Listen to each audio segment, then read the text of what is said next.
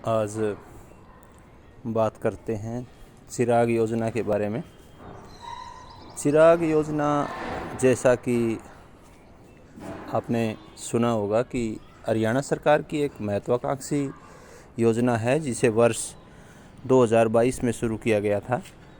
यह सरकारी स्कूलों में पढ़ने वाले ऐसे छात्र जिनकी पारिवारिक वार्षिक आय 1,80,000 रुपये से कम है, ऐसे बच्चों को निजी विद्यालयों में शिक्षा ग्रहण करने का अवसर देती है। यानी कि ऐसे अभिभावक जिनकी पारिवारिक वार्षिक आय 1,80,000 से कम है और वे अपने बच्चों को निजी विद्यालयों में शिक्षा दिलवाना चाहते हैं, उनका दाखिला करवाना चाहते हैं, तो ये उन बच्चों के लिए है।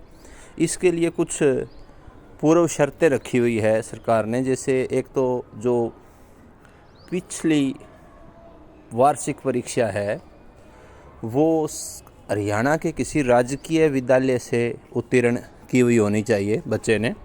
दूसरा, वो छात्र जो है वो हरियाणा का मूल निवासी होना चाहिए। दूसरे राज्यों के जो छात्र अध्ययन कर रहे हैं हरियाणा में, उनके लिए ये सुविधा नहीं है। कक्षा 2 से लेकर के 12 तक सभी कक्षाएं इसमें कवर हैं।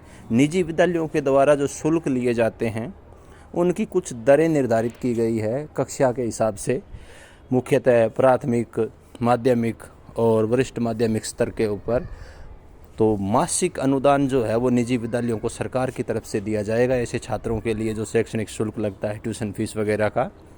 इसके अलावा 134A के स्थान पर चिराग योजना को लाया गया। 134A जो हरियाणा शिक्षा नियमावली के अंदर जिसमें कि दाखिला मिलता था, कई जगह पे जहाँ पे शिक्षा का अधिकार अधिनियम 2009 के तहत जो 25% सीटें आरक्षित करने का प्रावधान है कक्षा 1 में, तो उसके स्थान पे हरियाणा में 134A के तहत 10% सीटें हैं वो आरक्षित होती थी। तो पिछले वर्ष सरकार ने 134A को समाप्त करके और नई चिराग योजना को शुरू किया था।